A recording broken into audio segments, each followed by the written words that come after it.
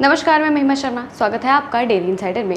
बीते कल देश में दो बड़ी सियासी बैठकें हुई। एक तरफ एनडीए ने दिल्ली में बैठक के जरिए शक्ति प्रदर्शन किया, तो दूसरी तरफ बेंगलुरु में विपक्षी पार्टियों की साझा बैठक हुई और अलायंस का नाम इंडिया रखा गया।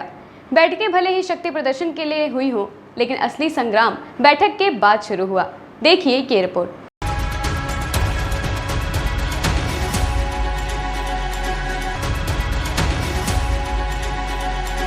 बीते कल भाजपा को सत्ता से बेदखल करने के लिए विपक्षी दलों की साझा बैठक हुई। इसमें Congress, RJD, JDU, TMC, DMK और सपा समेत 26 दल शामिल हुए। बैठक के बाद अलायंस को इंडिया यानी कि Indian national developmental inclusive alliance का नाम दिया गया। मीटिंग खत्म होने के बाद राहुल गांधी ने गठबंधन के नाम के जरिए बीजेपी पर करारा हमला बोला।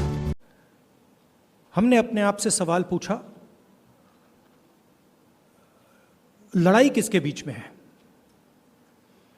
ये लड़ाई ऑपोजिशन और बीजेपी के बीच में लड़ाई नहीं है। देश की आवाज को दबाया और कुचला जा रहा है। ये देश की आवाज के लिए लड़ाई है और इसीलिए ये नाम चुना गया, Indian national developmental inclusive alliance, मतलब इंडिया। लड़ाई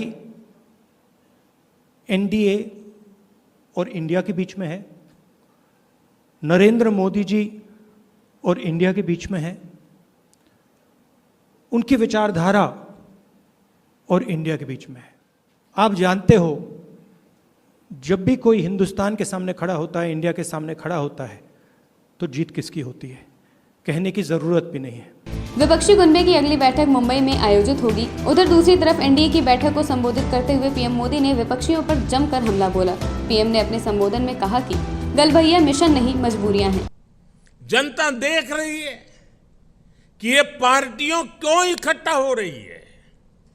जनता ये भी जान रही है कि वो कौन सा ग्लू है, गोंद है, जो इन लोगों को, इन पार्टियों को जोड़ रहा है।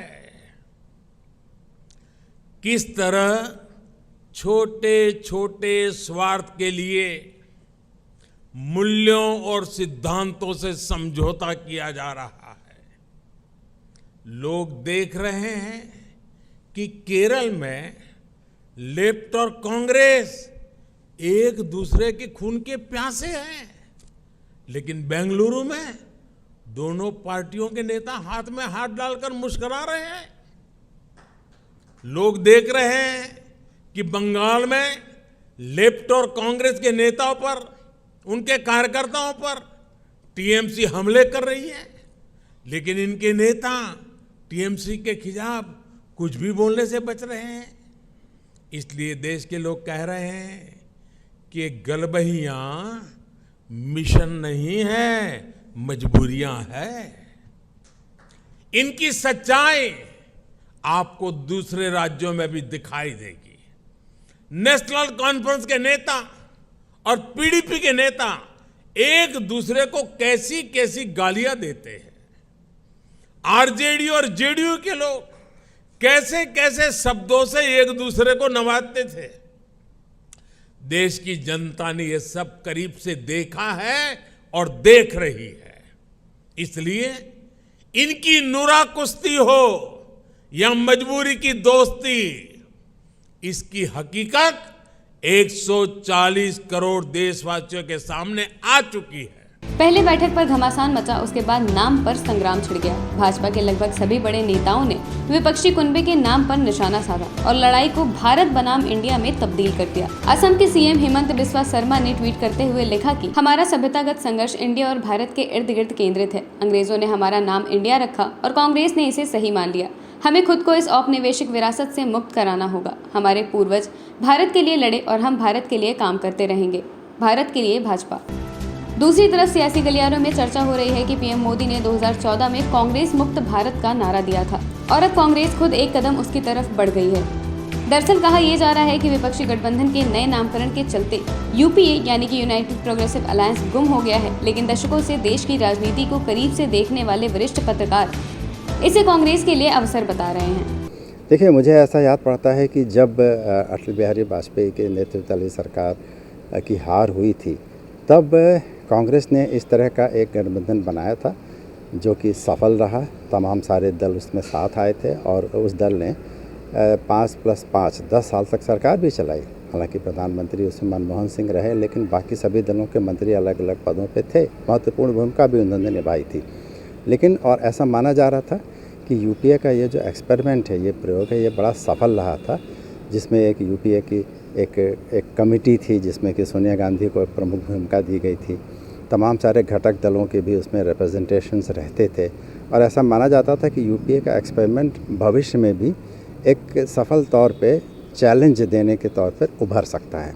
लेकिन आज अगर यूपीए के बजाय एक नया गठबंधन बन रहा है, एक नया नाम रखा जा रहा है, तो मुझे लगता है कि ज़रूर कांग्रेस के अंदर इस बात पर चिंतन मनन हुआ होगा कि यूपीए में कांग्रेस की जो भूमिका थी उससे कहीं एक डिफरेंट या बड़ी भूमिका कांग्रेस को निभानी चाहिए। इसलिए यूपीए का मॉडल इस बार शायद लागू न किया जाए। ये बात बिल्कुल स्पष्ट है कि अब कांग्रेस अपने लिए उससे कहीं ज़्यादा बड़ी भूमिका देखना चाह रही है जो उसने यूपीए के काल में निभाई थी। यह और दलों को मंजूर होता है कि नहीं, ये अब समय बताएगा। वहीं भाजपा ने इस चर्चा को हाथों हाथ लेकर भुनाना शुरू कर दिया है। भाजपा नेता गौरव मिश्रा ने कहा कि यूपीए ऐसे पापों से घिरी हुई थी कि वो जिंदा रहने की स्थिति में नहीं थी, इसीलिए उसे नए नाम की जरूरत पड़ी। देखिए, यूपीए के साथ लंबे समय से बहुत बुरा हो रहा था। कभी उसके ऊपर टुकड़े टुकड़े गैंग के साथ साथ देने का आरोप लग रहा था, गद्दारी का आरोप था, 20 लाख करोड़ के भ्रष्टाचार का आरोप है, उनके अपने घटक दलों या रिश्तेदारों या परिचितों के यहां से जो ईडी ने जब्त किए हैं ऐसे 1.25 लाख करोड़ जब्त करने का आरोप है। तो इन तमाम ऐसे ऐसे जघन्य पापों से घिरी हुई यूपीए जिंदा रहने की स्थिति में ही नहीं थी, इसलिए उसको नए नाम की आवश्यकता महसूस हुई होगी, इसलिए उसने अपना नाम इंडिया रख लिया। अब तो उसको लाइसेंस मिल गया है, सारे क्राइम करने का, सारे भ्रष्टाचार करने का लाइसेंस मिल गया है। वहीं कांग्रेस की तरफ से इसका जवाब देते हुए कांग्रेस के नेता दीपक सिंह ने कहा कि जब गठबंधन में कम पार्टियां थी तो वो यूपीए था, जब पूरा भारत एक साथ आ गया है तो इंडिया हो गया है, और इसमें कई दल ऐसे भी हैं जो पहले एनडीए में थे। समय समय पर चीज़ों का बदल, जब उसमें कम घटक दल थे तब यूपीए था, जब पूरा भारत एकजुट है, कई सारे ऐसे दल जो पहले एनडीए के साथ थे तो उन्हें लगा कि राष्ट्रहित वहाँ नहीं है, वहाँ पर व्यक्ति हित है। भारतीय जनता पार्टी अपनी पार्टी के लिए काम कर रही है, देश भर में भारतीय जनता पार्टी कार्यालय बनवा रही है।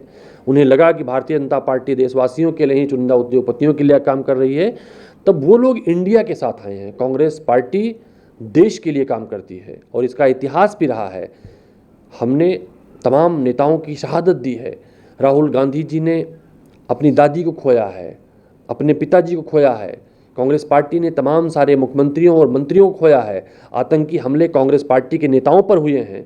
इस बात का द्योतक है ना, कांग्रेस पार्टी राष्ट्र के लिए काम करती है, इंडिया के लिए काम करती है, तो विपक्षी दल और विपक्षी ताकतें कांग्रेस पार्टी को निशाना बनाती हैं। फिलहाल तो 2024 से पहले रार तकरार का दौर जारी है। बैठकों के जरिए शक्ति प्रदर्शन होता रहेगा। ऐसे में देखना अहम होगा कि 2024 के असली रण में कौन कितना शक्तिशाली बनकर उभरेगा। Bureau report, daily insider. UP और देश दुनिया की तमाम ताजा तरीन खबरों के लिए गूगल प्ले स्टोर से आज ही डाउनलोड करें हमारा तेजी से उभरता न्यूज ऐप डेली इंसाइडर।